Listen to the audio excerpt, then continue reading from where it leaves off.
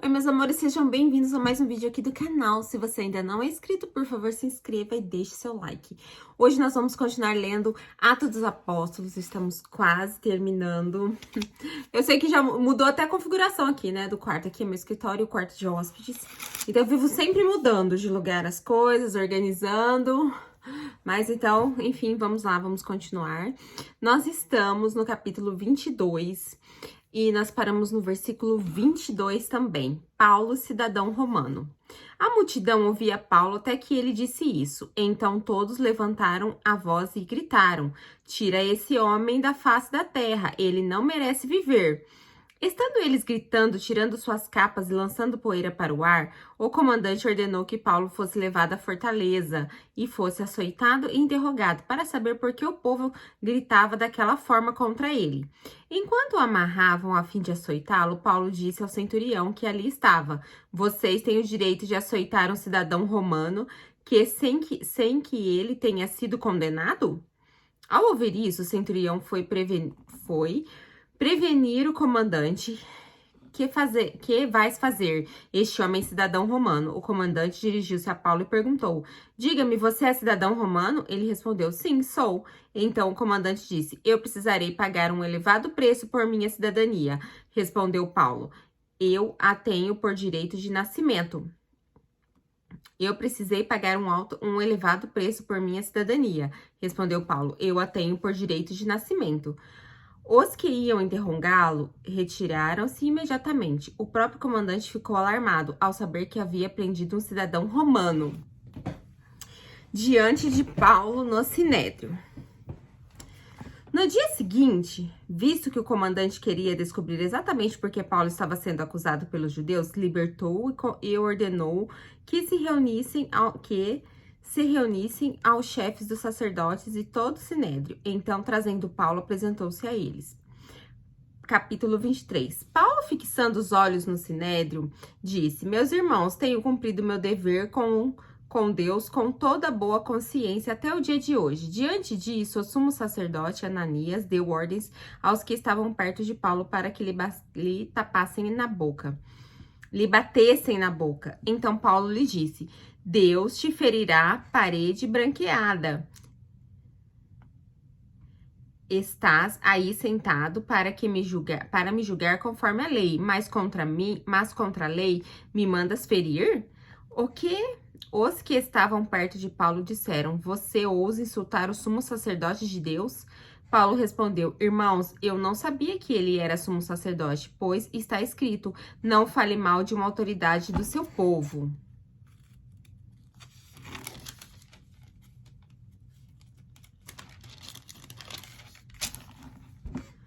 Então Paulo, sabendo que alguns deles eram saduceus e outros fariseus, brandou no sinédrio: Irmãos, sou fariseu, filho de fariseu.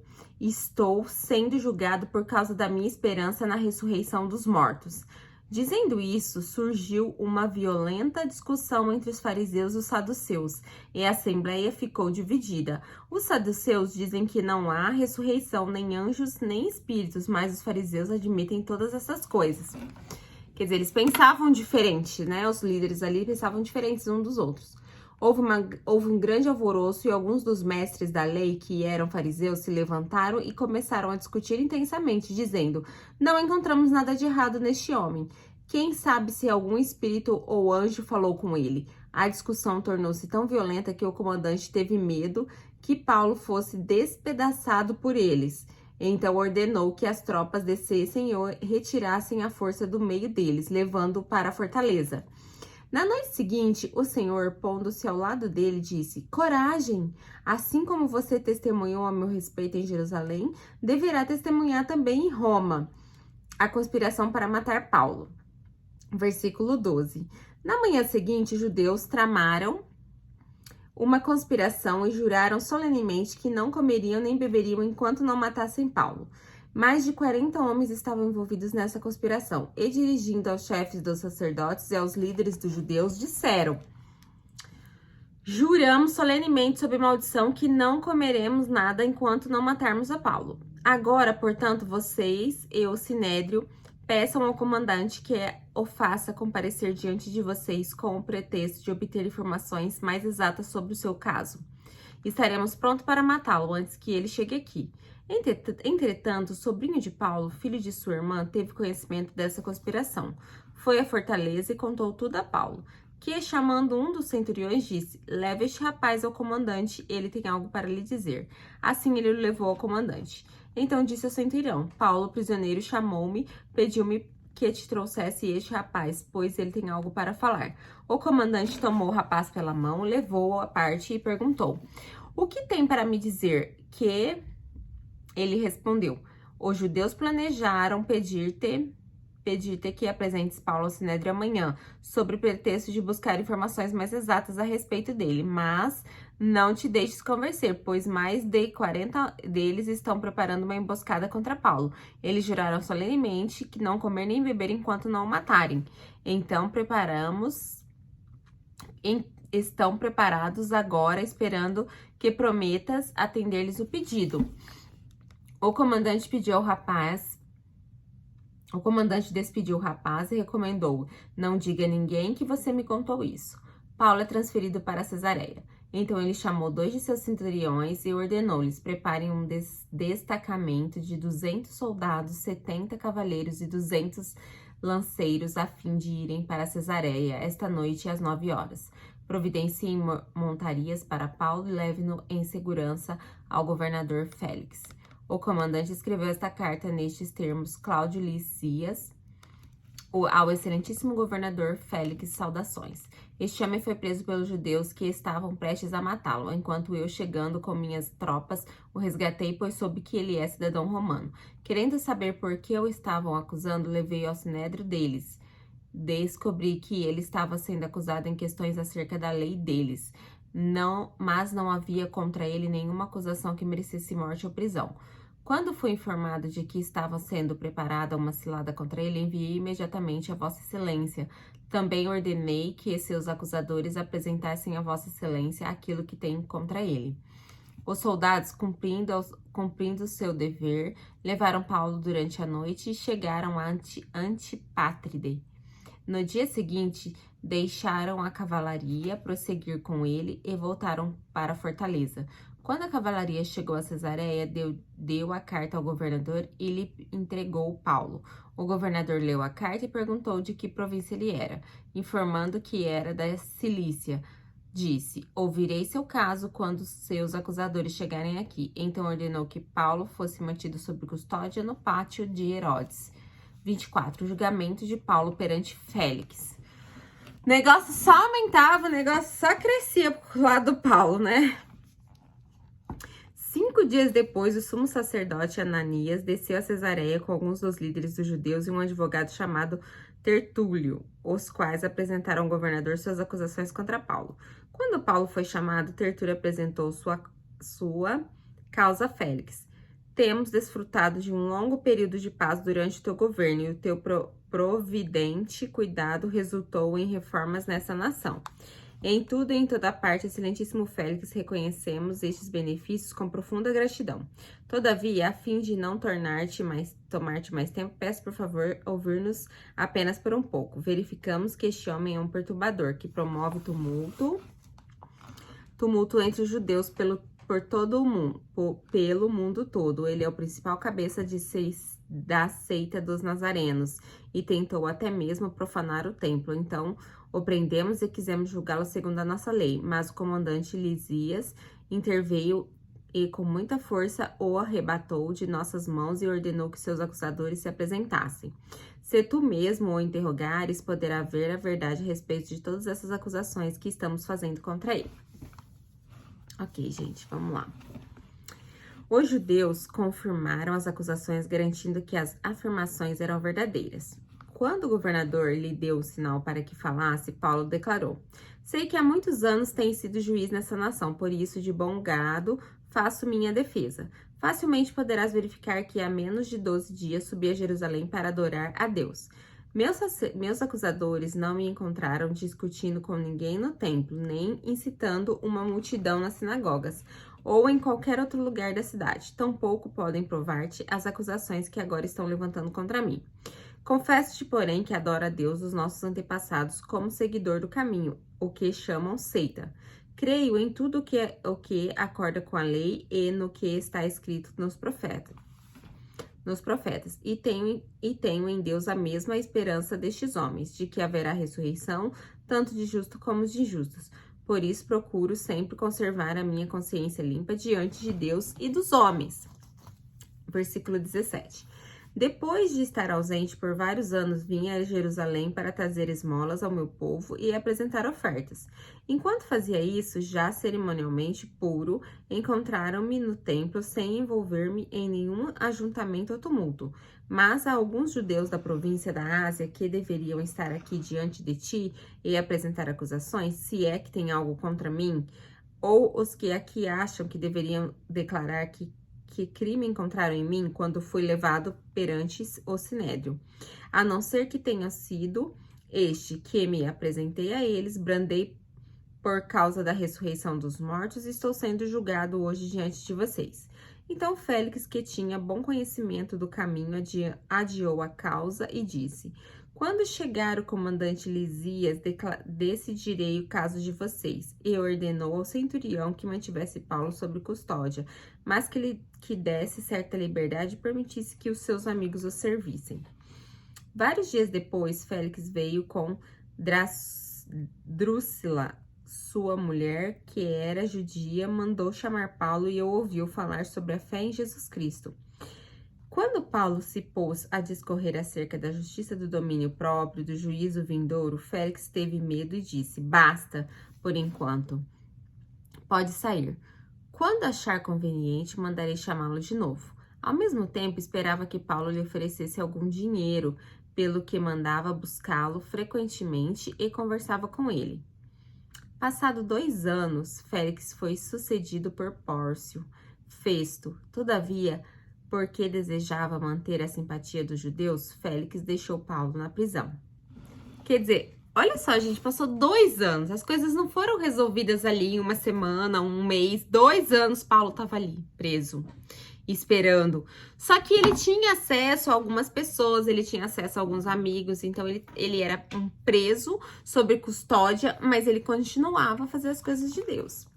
Capítulo 25, julgamento perante Festo. Então, trocou, né? E Félix manteve ele na prisão. 3 dias depois de chegar à província, Festo subiu a Cesareia para Jerusalém, onde os chefes dos sacerdotes judeus mais importantes compareceriam diante dele, apresentando as acusações contra Paulo. Pediram a Festo o favor de transferir Paulo para Jerusalém, contra os interesses do próprio Paulo, pois estavam preparando uma emboscada para matá-lo no caminho. Festo respondeu: Paulo está preso em Cesareia e eu mesmo vou para lá em breve. Desçam comigo alguns dos seus líderes e apresentem ali as acusações que têm contra ele, contra este homem, se realmente ele fez algo de errado. Tendo passado com eles de 8 a 10 dias, desceu para Cesareia e no dia seguinte convocou o tribunal e ordenou que Paulo fosse trazido perante ele. Quando Paulo apareceu, os judeus que tinham chegado de Jerusalém se aglomeraram ao seu redor, fazendo contra ele muitas graves acusações que não podia provar. Então, Paulo fez sua defesa. Nada fiz de errado contra a lei dos judeus, contra o templo e contra César. Festo, querendo prestar um favor aos judeus, perguntou a Paulo: você está disposto a ir a Jerusalém e ali ser julgado diante de mim acerca dessas acusações? Paulo respondeu: estou agora diante do tribunal de César, onde devo ser julgado. Não fiz nenhum mal aos judeus, como bem sabes. Se de fato sou culpado de ter feito algo que mereça pena de morte, não me recuso a morrer. Mas se as acusações feitas contra mim por esses judeus não são verdadeiras, ninguém tem o direito de me entregar a eles. Apelo para César. Depois de ter consultado seus conselheiros, Festo declarou: você apelou para César irá. Quer dizer, ninguém queria resolver, ninguém queria se envolver nesse pepino. E eu jogando, tava parecendo mais um tribunal brasileiro, que né? Ia jogando um, jogando para outro, deixou lá o Paulo 2 anos na prisão, né? Tava assim. Ninguém queria resolver o problema. Festo consulta o rei Agripa. Alguns dias depois, o rei Agripa e Berenice chegaram a Cesareia para saudar Festo. Visto que estavam passando muitos dias ali, Festo explicou o caso de Paulo ao rei. Há aqui um homem que Félix deixou preso. Quando fui a Jerusalém, os chefes dos sacerdotes, os líderes dos judeus, fizeram acusações contra ele, pedindo que fosse condenado. Eu lhes disse que não é costume romano condenar ninguém antes que ele se defronte pessoalmente com seus acusadores e tenha a oportunidade de se defender das acusações que lhe fazem. Vindo eles comigo para cá, não retardei o caso, convoquei o tribunal no dia seguinte e ordenei que o homem fosse apresentado. Quando seus acusadores se levantaram para falar, não o acusaram de nenhum dos crimes que eu esperava. Ao contrário, tinha alguns pontos de divergência com eles acerca de sua própria religião e de um certo Jesus já morto, o qual Paulo insiste que está vivo. Fiquei sem saber como investigar tais assuntos, por isso perguntei-lhe se ele estava disposto a ir a Jerusalém e ser julgado ali acerca dessas acusações. Apelando Paulo para que fosse guardado até a decisão do imperador, ordenei que ficasse sob custódia até que eu pudesse enviá-lo a César. Então Agripa disse a Festo: eu também gostaria de ouvir este homem. Ele respondeu: amanhã o ouvirás. Até que enfim, alguém que se interessou pelo caso de verdade. Paulo perante Agripa. No dia seguinte, Agripa e Berenice vieram com grande pompa e entraram na sala de audiências com os altos oficiais e os homens importantes da cidade. Por ordem de Festo, Paulo foi trazido. Então Festo disse: ó rei Agripa e todos os senhores aqui presentes conosco, vejam este homem. Toda a comunidade judaica me fez petições a respeito dele em Jerusalém e aqui em Cesareia, gritando que ele não deveria mais viver. Mas verifiquei que ele nada fez que mereça a pena de morte. Todavia, porque apelou para o imperador, decidi enviá-lo a Roma. No entanto, não tenho nada definido a respeito dele para escrever a sua majestade. Por isso, eu o trouxe diante dos senhores, e especialmente diante de ti, rei Agripa, de forma que seja feita esta investigação, eu tenha algo para escrever, pois não me parece razoável enviar um preso sem especificar as acusações contra ele. Capítulo 26. Então Agripa disse a Paulo: você tem permissão para falar em sua defesa? A seguir, Paulo fez sinal com a mão e começou a sua defesa. Rei Agripa, considero-me feliz por poder estar hoje em tua presença para fazer a minha defesa contra todas as acusações dos judeus. E, especialmente porque estás bem familiarizado com todos os costumes e controvérsias dele. Portanto, peço que me ouças pacientemente. Todos os judeus sabem como tenho vivido desde pequeno, tanto em minha terra natal, como em Jerusalém. Eles me reconhecem há muito tempo e podem testemunhar, se quiserem, que como fariseu, vivi de acordo com a seita mais severa de nossa religião. Agora estou sendo julgado por causa da minha esperança no que Deus prometeu aos nossos antepassados. Esta é a promessa que as nossas 12 tribos esperavam que... Esta é a promessa que as nossas 12 tribos esperavam que se cumpra, cultuando a Deus com fervor dia e noite. É por causa da esperança, ó rei, que estou sendo acusado pelos judeus, porque os senhores acham impossível que Deus ressuscite dos mortos. E eu também estava convencido de que deveria fazer todo o possível para me opor ao nome de Jesus o Nazareno. E foi exatamente isso que fiz em Jerusalém. Com a autorização dos chefes dos sacerdotes, lancei muitos santos na prisão e quando eles eram condenados à morte, eu dava meu voto contra eles. Muitas vezes ia de uma sinagoga para outra a fim de castigá-los e tentava forçá-los a blasfemar. Em minha fúria contra eles, cheguei a ir a cidades estrangeiras para persegui-los. Numa dessas viagens, eu estava indo para Damasco com autorização e permissão dos chefes dos sacerdotes. Por volta do meio-dia, o rei, estando eu a caminho, viu uma luz no céu, mais resplandecente que o sol, brilhando ao meu redor e ao redor dos que iam comigo. Todos caímos por terra. Então ouvi uma voz que me dizia em aramaico: Saulo, Saulo, por que você está me perseguindo? Resistir ao arguilhão só lhe dará dor. Então perguntei: quem és tu, Senhor? Respondeu o Senhor: Sou Jesus a quem você está perseguindo. Agora levante-se e fique em pé. Eu apareci para constituí-lo servo e testemunha de que você viu o meu respeito e do que eu lhe mostrarei. Eu o livrarei do seu próprio povo e dos gentios aos quais eu o envio, para abrir-lhes os olhos e convertê-los das trevas para a luz e do poder de Satanás para o Deus, a fim de que recebam o perdão dos pecados e a herança entre os que são santificados pela fé em mim. Olha que coisa mais linda, né? Aqui é como se fosse um déjà vu da importância de Jesus, né?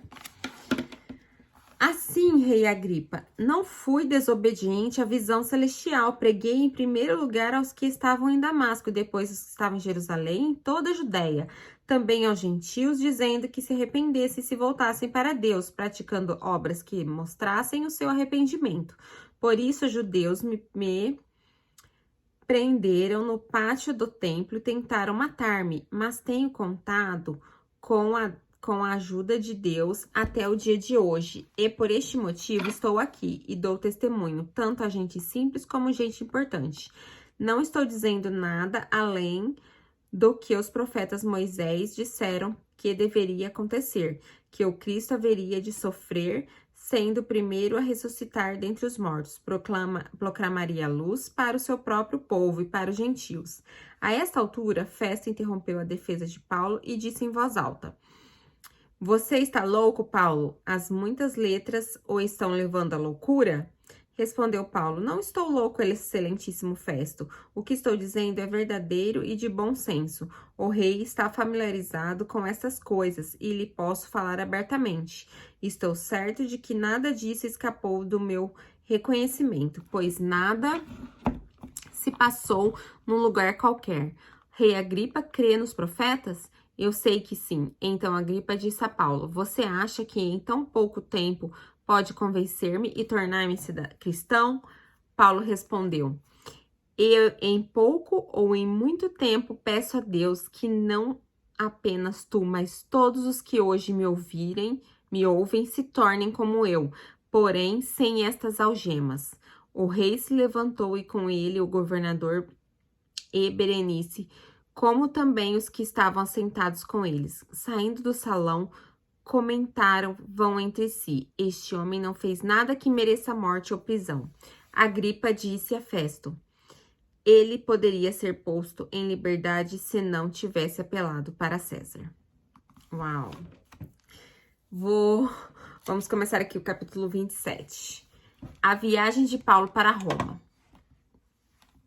Paulo precisava ir para Roma de uma maneira ou de outra. Então, ele apelar para César também está tudo dentro do propósito de Deus na vida de Paulo ali e nas nossas vidas também. Então, quando ele apela para ir até César, ele já é uma passagem mais rápida para chegar até Roma, para estar fazendo ali a obra de Deus. Quando ficou decidido que navegaríamos para a Itália, Paulo e alguns outros presos foram entregues a um centurião chamado Júlio, que pertencia ao regimento imperial. Embarcamos no navio de Adrámitio, que estava de partida para alguns lugares da província da Ásia, e saímos ao mar, estando conosco Aristarco, um macedônico de Tessalônica. No dia seguinte, ancoramos em Sidom, e Júlio, num gesto de bondade para com Paulo, permitiu-lhe que fosse ao encontro de seus amigos, para que estes suprissem as suas necessidades. Quando partimos de lá, passamos ao norte de Chipre, porque os ventos nos eram contrários, tendo atravessado o mar aberto ao longo da Cilícia e da Panfilha, ancoramos em Mirra, na Lícia. Ali, o centurião encontrou um navio alexandrino que estava de partida para a Itália, e nele nos fez embarcar. Navegamos vagarosamente por muitos dias e tivemos dificuldade para chegar a Cnido. Não sendo possível prosseguir em nossa rota devido aos ventos contrários, navegamos ao sul de Creta, de frente a Salmona. Costeamos a ilha com dificuldade e chegamos num lugar chamado Bons Portos, perto da cidade de Laceia. Tínhamos perdido muito tempo e agora a navegação se tornara perigosa, pois já havia passado o jejum. Por isso, Paulo os advertiu: Senhores, vejo que nossa viagem será desastrosa e acarretará grande prejuízo para o navio, para a carga e também para a nossa vida. Mas o centurião, em vez de ouvir o que Paulo falava, seguiu o conselho do piloto e do dono do navio, visto que o porto não era próprio para passar o inverno. A maioria decidiu que deveríamos continuar navegando com a esperança de alcançar Fenice e ali passar o inverno. Este era um porto de Creta que dava para o sudoeste e noroeste. A tempestade. Começando a soprar suavemente o vento sul, eles pensaram que havia obtido o que desejavam, por isso levantaram âncoras e foram navegando ao longo da costa de Creta. Pouco depois, desencadeou-se da ilha um vento muito forte chamado no Nordeste. O navio foi arrastado pela tempestade sem poder resistir ao vento. Assim, cessamos as manobras e ficamos à deriva. Passando ao sul de uma pequena ilha chamada Cláudia, foi com dificuldade que conseguimos recolher os barcos salva-vidas, lançando mão de todos os meios para reforçar o navio com cordas e temendo que ele encalhasse nos bancos de areia de Sirte. Baixaram as velas e deixaram o navio à deriva. No dia seguinte, sendo violentamente castigados pela tempestade, começaram a lançar fora a carga. No terceiro dia, lançaram fora com as próprias mãos a armação do navio. Não aparecendo nem sol nem estrelas por muitos dias e continuando a bater-se sobre nós grande tempestade, finalmente perdemos toda a esperança de salvamento. Visto que os homens tinham passado muito tempo sem comer, Paulo levantou-se diante deles e disse: Os senhores deveriam ter aceitado o meu conselho de não partir de Creta, pois assim teriam evitado este dano e prejuízo. Gente, eu fico imaginando a cara dos caras, eles deviam estar bravíssimos, porque eles estavam naufragando, literalmente, estavam tendo o maior prejuízo de tudo, e Paulo, como se fosse a mãe deles, dizendo, eu avisei. Mas agora recomendo que tenham coragem, pois nenhum de vocês perderá a vida, apenas o navio será destruído.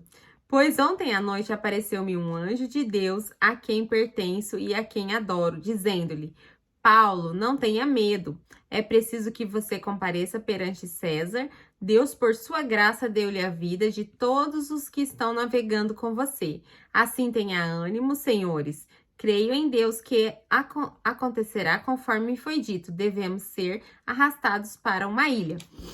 Quer dizer, ele disse tudo isso, né? Eu avisei, mas não tem problema não. Deus tá com a gente aqui, vocês só vão perder o barco. Era pra não perder nada se tivesse ouvido Deus lá antes, né? Mas como não ouviram, agora só vão perder o barco. Mas eu fico imaginando a cara deles, né? Ouvindo isso do Paulo. O naufrágio. Eu vou deixar pra ler o naufrágio no próximo vídeo pra não ficar muito longo. E é isso aí. Quando a gente tem muita pressa, quando a gente quer ir muito, com muita sede ao pote, às vezes é isso que acontece, né? Se tivessem ouvido um conselho, às vezes a gente deixa de ouvir um conselho, porque acha que tem razão, que tá certo. Ah, mas e se a pessoa estiver errada? E por que que eles não ouviram Paulo? Porque eles também não tinham a sabedoria ali de orar, e eles mesmos buscaram a Deus, né? Eu sempre digo, quando você tá com uma dúvida muito forte de alguma coisa, se você deve ou não fazer, peça a Deus um conselho, peça que Deus fale ao seu coração. A forma de oração é uma forma direta de conexão com Deus. Deus vai te orientar, Deus vai te falar, Deus vai falar diretamente com você, porque é isso que acontece sempre. Deus fala diretamente comigo. Ele vai encontrar uma forma de você saber a vontade dele, o desejo dele pra você, porque quando a sua vontade se alinha com a vontade de Deus, gente, quando dá esse match, assim, esse encontro, é sucesso na certa. O problema é quando você quer ir para um lado, Deus tá pedindo para você ir para outro lado, que é o lado certo, e você tá insistindo em ir para lá. Aí o naufrágio também é certo. Aqui Deus estava poupando a vida de todos, porque queria também poupar a vida de Paulo, porque Paulo tinha um propósito lá quando ele fosse falar com César. Então acabou que todos se salvaram, né? Então a gente se vê no próximo vídeo. Beijos. Fiquem com Deus.